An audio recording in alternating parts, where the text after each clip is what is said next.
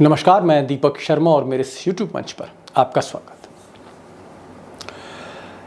दोस्तों, अगर दिल्ली के डिप्टी सीएम मनीष सिसोदिया को 1 महीने पहले मालूम था कि उन्हें जेल जाना है, तो आप अंदाज़ा लगा सकते हैं, समझ सकते हैं कि इस मुल्क का बादशाह कितना ताकतवर है, इस मुल्क की सरकार कितनी ताकतवर है, जो ऐलान करके छापे डालती है, गिरफ्तार करती है, जेल भेजती है।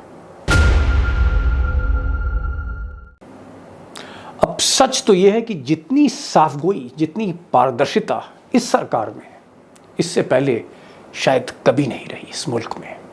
यहां जेल जाने वाले को पता है कि उसे कब जेल जाना है, और एक तबका ऐसा है नेताओं का जिसको यह मालूम है कि वो चाहे जितना भ्रष्टाचार करे, अगर सरकार के साथ है तो चाहे सीबीआई हो, ईडी हो, इनकम टैक्स हो, कोई भी बाल बांका नहीं कर सकता है। इतनी बोल्ड गवर्नमेंट, इतनी ऐलानिया सरकार तो इमरजेंसी में भी नहीं थी। अब खुद को कट्टर ईमानदार कहने वाले मनीष सिसोदिया पर यह बिजली क्यों गिरी मोदी सरकार की? क्या कारण था, इस पर मैं आऊंगा।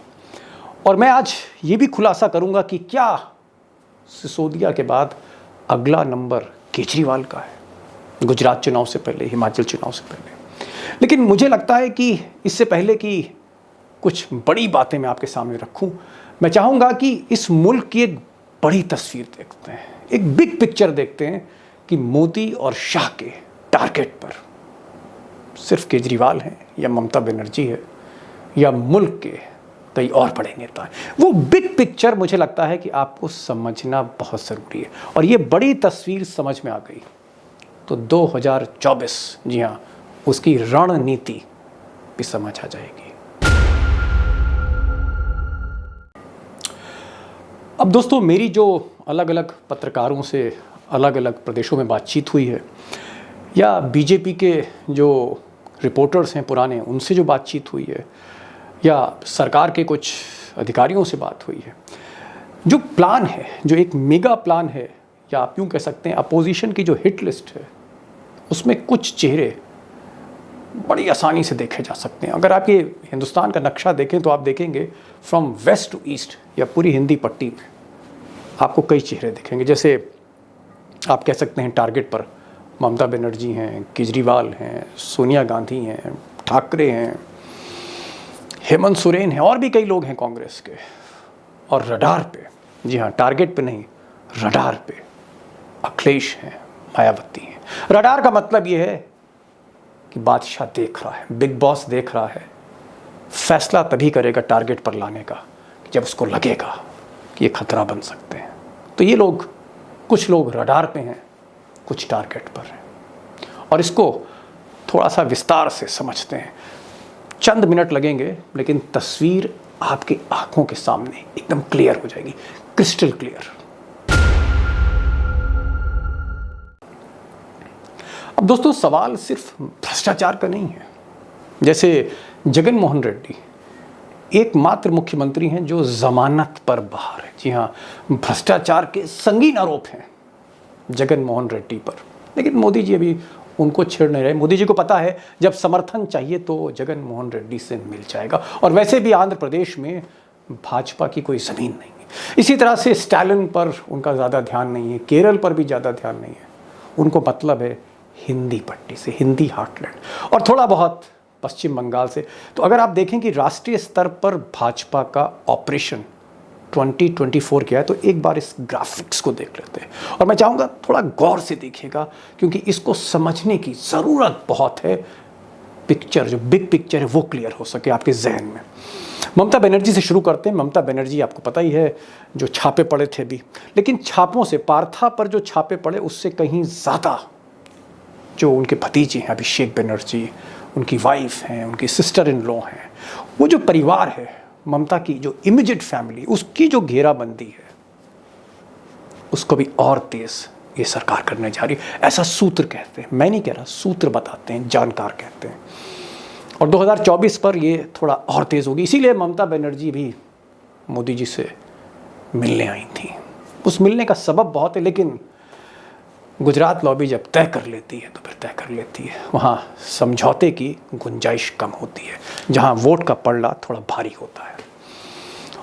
और पार्था का जहाँ तक बात है, तो जो कैश बरामद हुआ है, जो आपने करोड़ों रुपए के नोट देखे, अरबों रुपए के, उसको कैसे कनेक्ट किया जा सकता है टीएमसी से, वो भी एक कोशिश कशमकश चल रही है। अब हिंदी हार्टलैंड में केजरीवाल की भी बात कर लेते हैं, आम आदमी पार्टी की बात कर लेते हैं, क्योंकि पंजाब जीतने के बाद आम आदमी पार्टी वो रीजनल पार्टी है जो 2 राज्यों में जिसकी सरकार है, और हिमाचल और गुजरात दोनों पर निगाहें हैं केजरीवाल की। और इसीलिए 2 मंत्री जो है जेल की तरफ रवाना किए जा रहे हैं, एक जेल में ऑलरेडी है। और प्लान ये है कि हिमाचल और गुजरात से पहले फाइनेंशियल पाइपलाइन आम आदमी पार्टी की, जी हाँ, फाइनेंशियल पाइपलाइन पर झाड़ू लगा देना। इस पर मैं विस्तार से आऊँगा केजरीवाल पर, लेकिन पहले नेशनल सिनेरियो समझते हैं। बात करते हैं नीतीश की। अब नीतीश के दामन पर तो दाग नहीं है, और मोदी जी ने सदन में कहा था, संसद में कहा था कि अगर सच्चा समाजवादी इस मुल्क में कोई है, देश में, तो वो नीतीश कुमार है, नीतीश कुमार। तो नीतीश पर डायरेक्ट अटैक नहीं होगा, इनडायरेक्ट अटैक होगा, और ये इनडायरेक्ट अटैक तेजस्वी और तेज प्रताप, इन 2 भाइयों पर होगा। फ्रेश केसेस रजिस्टर किए जा चुके हैं, मैंने इस पर पहले भी एक वीडियो बनाया था, आप वीडियो देख सकते हैं। तो तेज प्रताप और तेजस्वी पर फ्रेश केसेस पहले रजिस्टर हो चुके हैं लैंड फॉर जॉब स्कैम के लिए, और उस पर भी कहीं ना कहीं कोशिश हो रही है। नीतीश की साख को खत्म करना ये मकसद है 2024 से पहले, नीतीश की साख, क्रेडिबिलिटी को, सच्चे समाजवादी की साख को खत्म करना। इरादा ये है, हौसले ये हैं। उसके बाद कांग्रेस के बिना मुझे लगता है कि अपोजिशन की तस्वीर पूरी होती ही नहीं है, क्योंकि आज की तारीख में कांग्रेस अभी भी एकमात्र अपोजिशन पार्टी है जिसका पैन इंडिया प्रेजेंस है, हो चाहे केरल हो, चाहे असम हो, चाहे राजस्थान हो, पंजाब हो, कहीं भी आप देखें, झारखंड, बिहार। और आपने देखा कि नेशनल हेराल्ड केस में किस तरह से सोनिया की घेराबंदी और राहुल की घेराबंदी, कुछ भी अप्रत्याशित हो सकता है, लेकिन सोनिया से कहीं ज़्यादा टारगेट पर सेकंड रंग लीडर्स हैं कांग्रेस के। दूसरी पंक्ति में जो दूसरी आप कह सकते हैं जो सेकंड लाइन है लीडरशिप की, उस पर टारगेट है।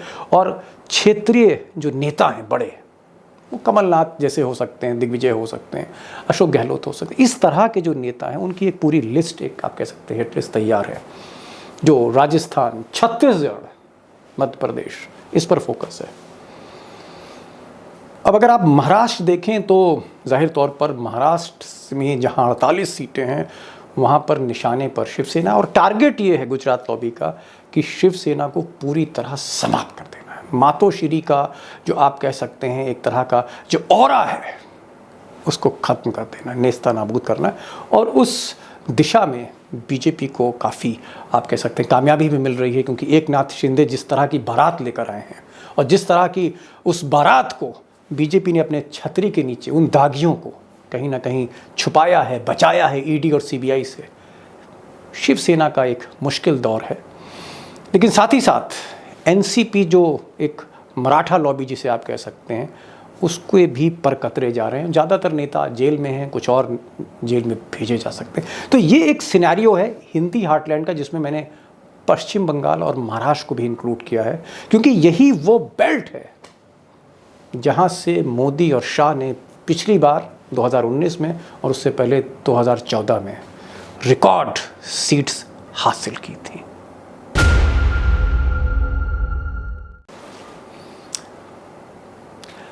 अब दोस्तों अगर हम बात आम आदमी पार्टी की करें, अरविंद केजरीवाल की करें, तो पंजाब चुनाव से पहले एक परसेप्शन बन रहा था, एक नैरेटिव सेट हो रहा था कि आम आदमी पार्टी बीजेपी की बी टीम है। अब उसके बहुत से कारण हैं जिसमें मैं विस्तार से नहीं जाना चाहता, लेकिन जैसे ही ये चुनाव के नतीजे आए और एक आप कह सकते हैं थम्पिंग मेजॉरिटी मिली आम आदमी पार्टी को, तो कहीं ना कहीं बीजेपी को एक बड़ा झटका लगा।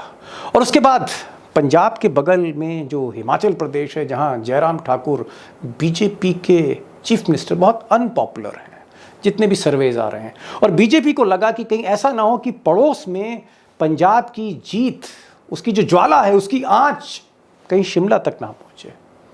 इसलिए सत्येंद्र जैन जो प्रभारी थे आम आदमी पार्टी के, उनको एक पुराने मुकदमे में ईडी ने घेरना शुरू किया।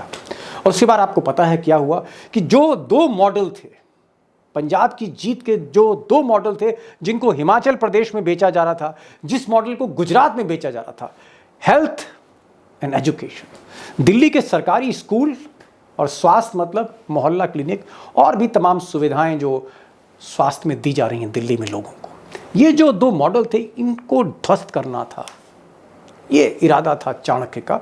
और इसलिए सबसे पहले सत्येंद्र जैन जो प्रभारी थे हिमाचल के, उन्हीं को जेल रवाना कर दिया। और जाहिर तौर पर बारी मनीष सिसोदिया की थी।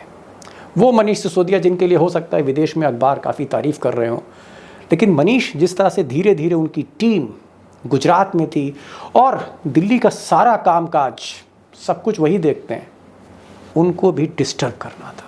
और फिर लिकर पॉलिसी में जो कुछ हुआ, पहले मैंने वीडियो बनाया, लेकिन संक्षेप में जो 2 मॉडल थे, स्वास्थ्य और शिक्षा, दोनों को ही ध्वस्त करने की कोशिश है बीजेपी की, यानी साख ही खत्म कर दें आम आदमी पार्टी की। और यही कोशिश थी और आज आपने देख लिया कि तस्वीर आपके सामने है।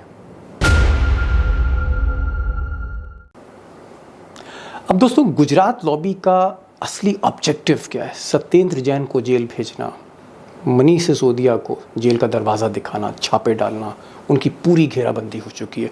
और वो एफआईआर जो रजिस्टर हुई है लेकर के केस में, अक्यूज नंबर 1 है। जी हाँ, मुलजिम नंबर 1, आरोपी नंबर 1।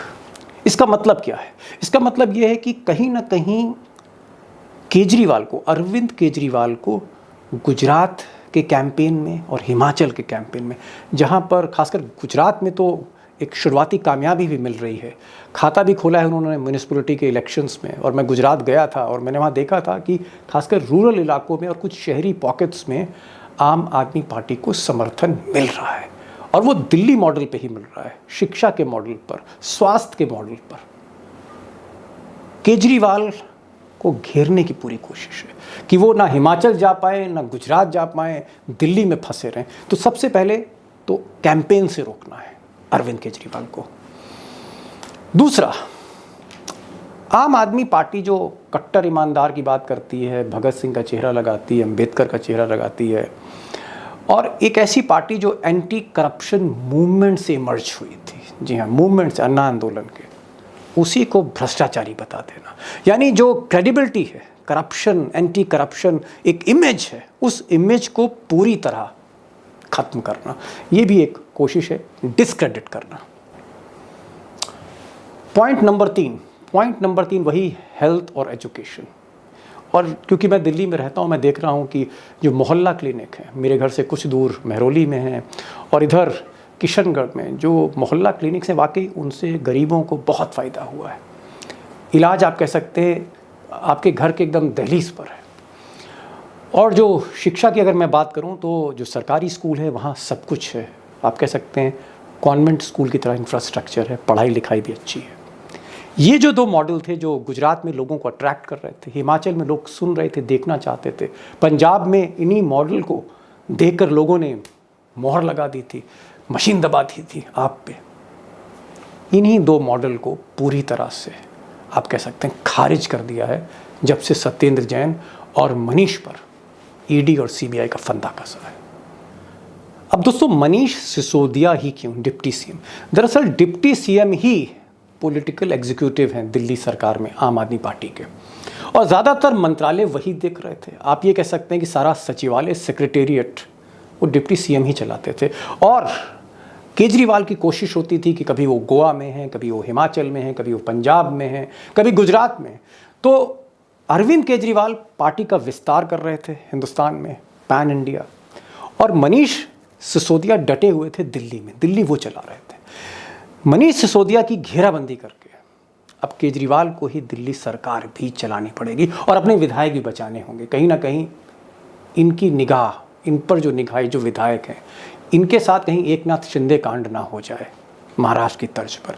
तो अब केजरीवाल को दिल्ली में ज़्यादा समय देना होगा, सचिवालय में ज़्यादा समय देना होगा, और यहीं पर केजरीवाल हिमाचल और गुजरात में कमज़ोर पड़ सकते हैं।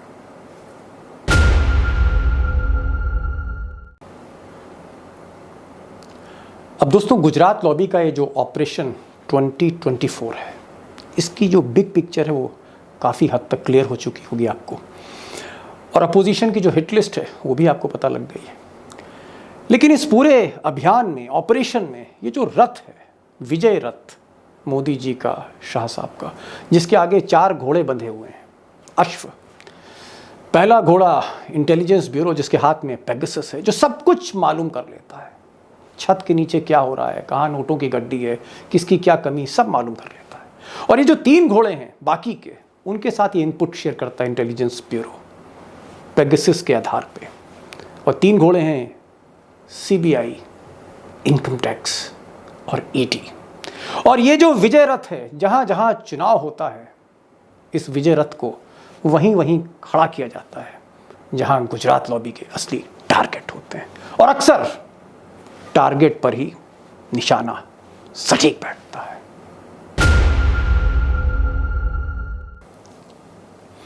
अब सच तो यह है कि मनीष सिसोदिया एंड नहीं है, बिगनिंग ऑफ द स्टोरी है। यहाँ से शुरुआत हो रही है अभियान की। और अभी ये जो विजय रथ है, आप बिहार में देखेंगे, झारखंड में देखेंगे, पश्चिम बंगाल में देखेंगे, महाराष्ट्र से ये रथ घूम के आ ही रहा है। हो सकता है ये रथ मध्य प्रदेश और राजस्थान में भी दिखे, और हाँ, छत्तीसगढ़ में भी, जहाँ कांग्रेस सबसे मजबूत है आज की तारीख में। और ये जो डेवलपमेंट्स हैं अभी और होंगे, सीबीआई, ईडी, इनकम टैक्स, और मेरी कोशिश रहेगी कि आपको मैं सही पर्सपेक्टिव दूँ, सही तस्वीर दिखाऊं, जो तस्वीर गोदी मीडिया हिम्मत नहीं कर पाती आपको दिखाने के लिए। और असली तस्वीर, सही तस्वीर, सच्ची तस्वीर देखना बहुत ज़रूरी है, क्योंकि उसी तस्वीर के आधार पर ही नेशन जो है, देश जो है, मुल्क जो है, वो मन बनाता है कि वोट किसको देना है, क्यों देना है। और एक रिक्वेस्ट आपसे कि अगर इतनी हिम्मत मैं कर रहा हूँ, थोड़ी सी हिम्मत आप भी करिए कि इस वीडियो को ज़्यादा से ज़्यादा लोगों के बीच शेयर करिए, दोस्तों के बीच, नातेदारों के बीच, पड़ोसियों के बीच में, जहां आपको लगता है कि लाइक माइंडेड लोग हैं, जो वाकई मुल्क के खैरख्वाह हैं, जो वाकई इस मुल्क को आगे ले जाना चाहते हैं, उनके साथ ये ज़रूर वीडियो शेयर करिए। तो आज बस इतना ही, फिर मिलेंगे एक नई वीडियो के साथ। उससे पहले जो मैं हमेशा कहता हूँ आखिर में, कि इस वीडियो को शेयर करें, चैनल को सब्सक्राइब करें, दोस्तों से कहेंगे वो सब्सक्राइब करें, और बेल आइकन उसको आप क्लिक करिए, नोटिफिकेशन आपको पहले मिले। तो आज बस इतना ही, एक नई वीडियो के साथ फिर मिलेंगे। नमस्कार।